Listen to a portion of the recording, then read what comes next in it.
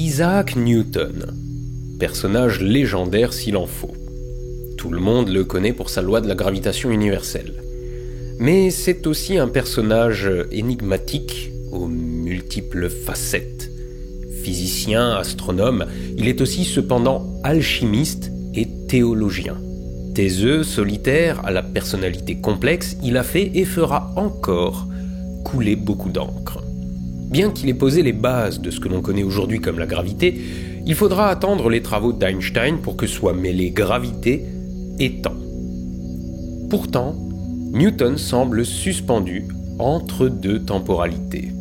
Si vous faites quelque chose d'aussi trivial que d'aller consulter sa page Wikipédia, ce que je vous invite à faire, allez vérifier et ne me croyez pas sur parole, vous constaterez dès la première ligne que Newton a 2 dates de naissance et de mort. Ce n'est pas une approximation d'historien au prétexte qu'on ignorerait sa vraie date de naissance. Newton est né à la fois le 25 décembre et le 4 janvier, et mort le 20 et le 31 mars. Plus étrange encore, Sainte Thérèse d'Avila, figure prédominante de la religion catholique à cause de ses écrits où elle relate ses expériences mystiques, est morte d'un cancer dans la nuit du 4 au 15 octobre 1582, que les catholiques appellent la plus longue nuit qu'ait connue l'Espagne. Sont-ce des signes de voyage temporel ? Le soleil a-t-il refusé de se lever pendant 10 jours ? C'est beaucoup plus con que ça. Aujourd'hui, je vais vous parler d'une des plus grosses épines fichées dans le pied de l'administration, le calendrier.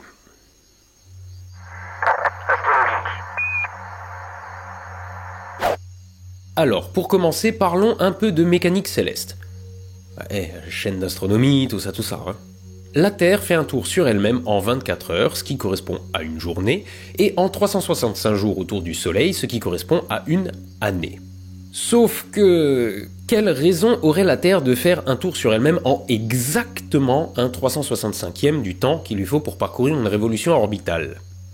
Je vous le donne en 1000, aucune. Et il se trouve qu'une année ne dure pas 365 jours, mais 365,242188 jours. Et oui, même si les grands philosophes et théologiens ont cherché à trouver de la perfection dans le monde, en y regardant bien, tout ce qu'on trouve, c'est le chaos. Mais attendez, c'est pas fini, cette valeur évolue.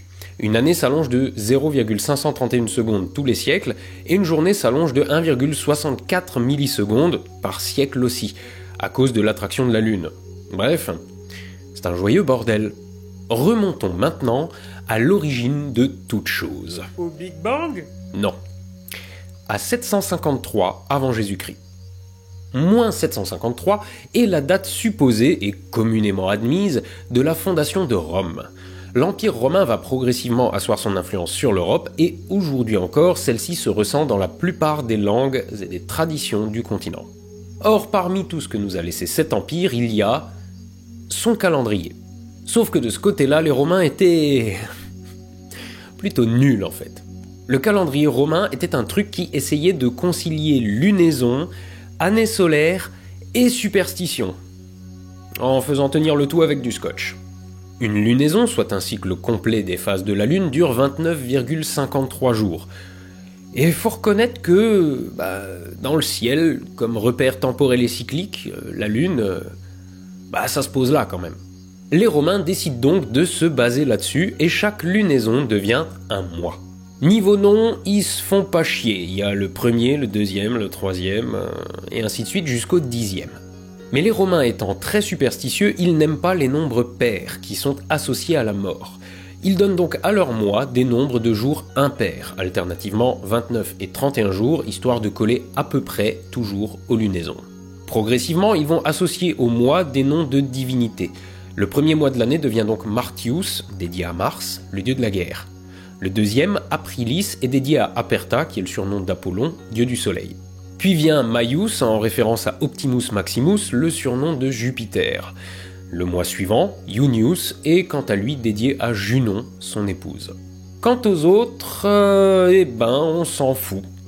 Ils gardent simplement leur numéro. Quintilis le 5e, Sextilis le 6e, September le 7e, October le 8e, November le 9e et December le 10e. Ah, et ils ont des semaines de 8 jours. Sauf que tout ça, ça nous fait une année de 304 jours. Or ça provoque un gros décalage par rapport à l'année solaire.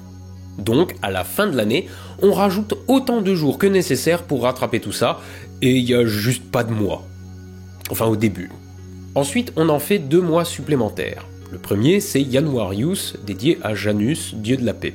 Avec un dernier mois comptant 27 jours, histoire de rattraper le décalage des lunaisons, on tombe donc sur une année de 354 jours. Vu que c'est un nombre pair, ça porte malheur, et donc les Romains lui ajoutent un jour.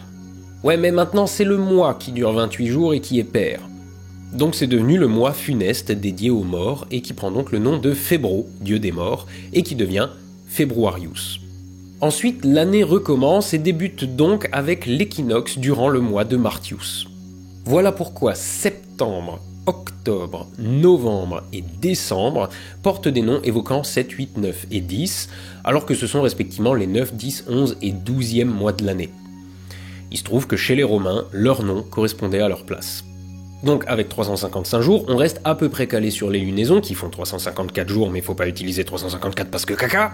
Par contre, l'année solaire en faisant une dizaine de plus, forcément avec le temps, on se décale. Donc les Romains décident vers 450 avant notre ère d'adapter ce schmilblick avec un mois supplémentaire de 23 jours, appelé Mensis Intercalaris, intercalé tous les 2 ans entre le 23 et le 24 de Februarius. Parce que pourquoi pas. On appelle aussi ce mois Mercedonius parce que c'est là qu'on paye les mercenaires. Sauf que si on fait ça, on se décale de 2 jours, mais dans l'autre sens. Donc une fois sur 2, le mois de 23 jours en fait 22. On va résumer. Nous avons donc un cycle de 4 ans. La première année, normale, fait 12 mois et 355 jours. L'année suivante, dite intercalaire longue, fait 13 mois et 378 jours. Puis s'ensuit une année normale de 355 jours, et pour finir, une année intercalaire courte avec 13 mois et 377 jours. Alors, on a là des années qui collent pas trop mal avec les lunaisons, mais qui font 366,25 jours en moyenne, soit un jour de trop. Donc tous les 24 ans, pendant 8 ans, on n'ajoute que 3 années intercalaires de 377 jours. Donc sur 24 ans, on a bien une moyenne de 365,24 jours. Et maintenant, il y a l'administration romaine. En effet, les Romains avaient des dates dédiées au paiement des salaires, des loyers et des crédits. Donc, comme c'étaient les consuls qui décidaient de l'application de mois supplémentaires, ou pas, c'est la corruption de ces derniers qui fit qu'ils appliquaient les corrections quand ils le voulaient. Et souvent au dernier moment.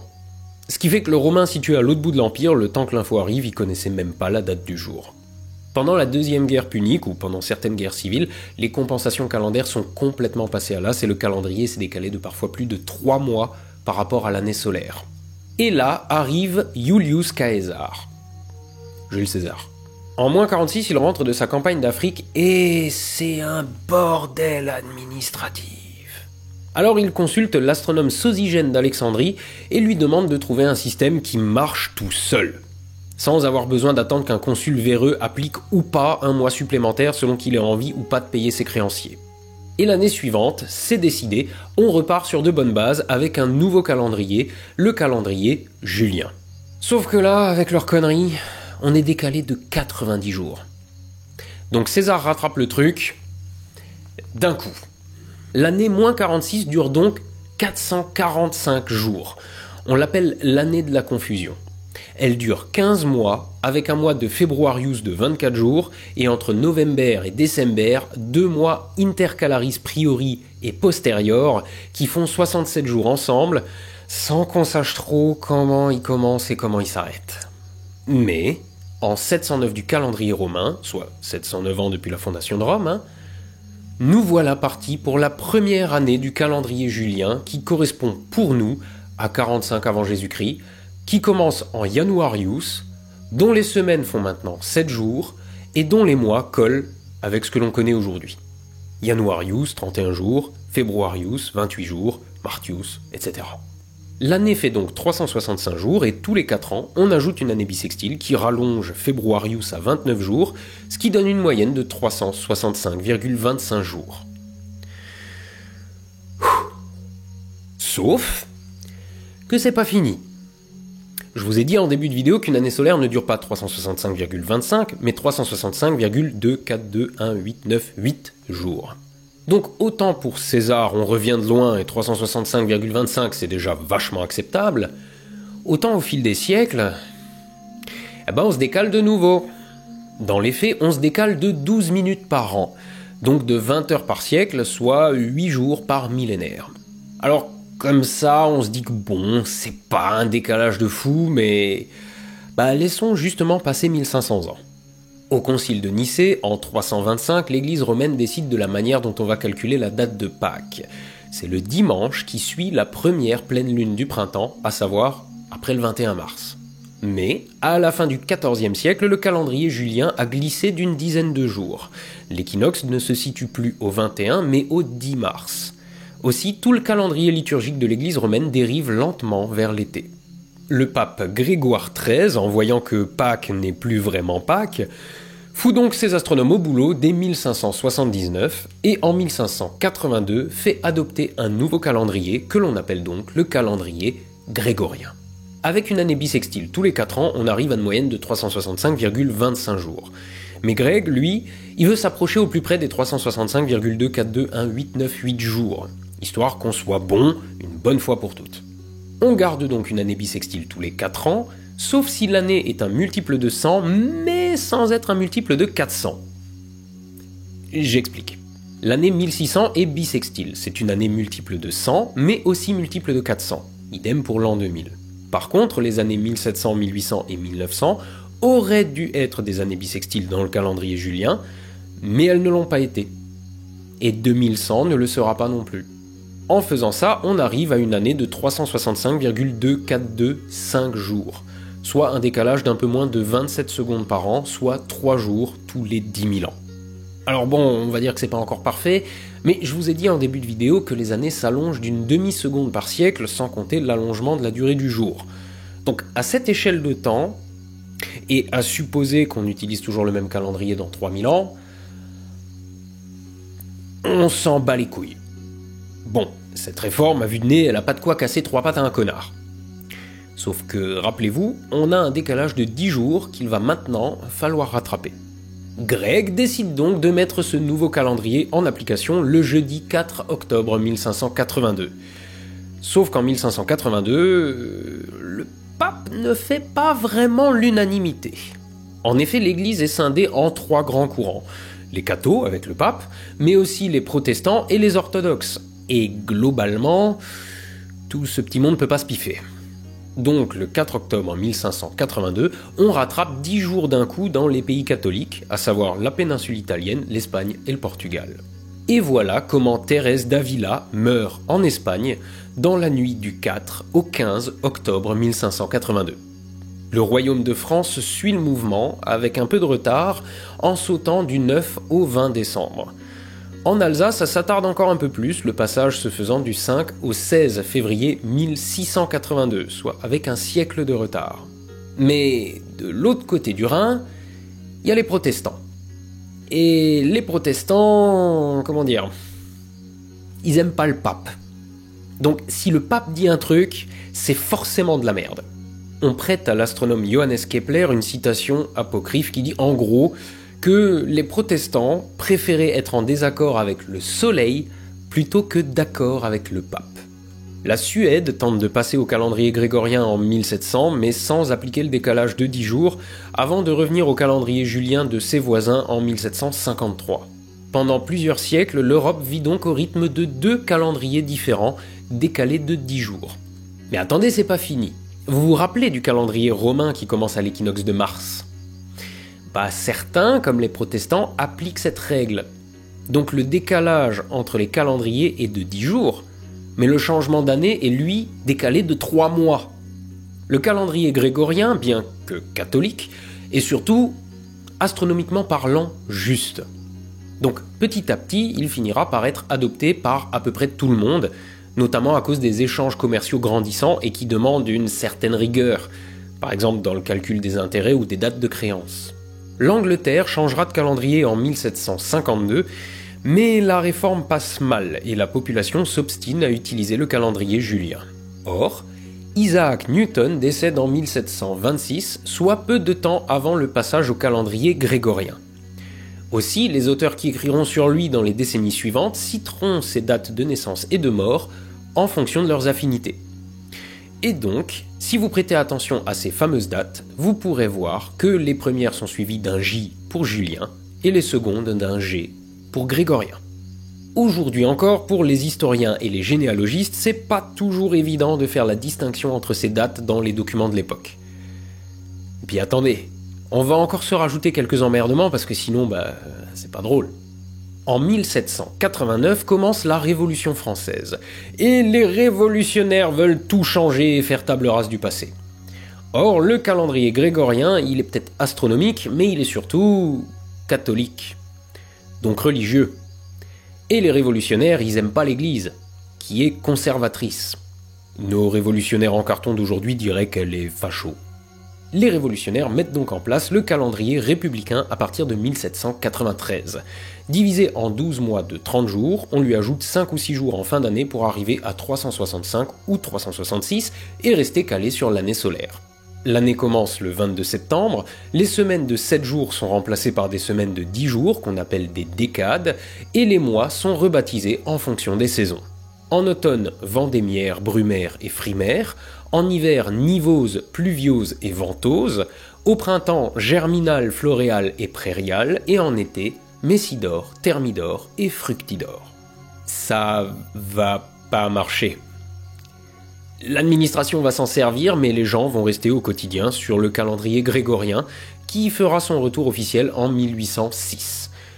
Parce que bon, catho ou pas catho, le calendrier grégorien, il marche.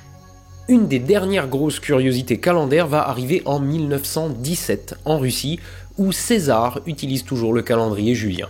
Oui, César, le descendant des empereurs romains.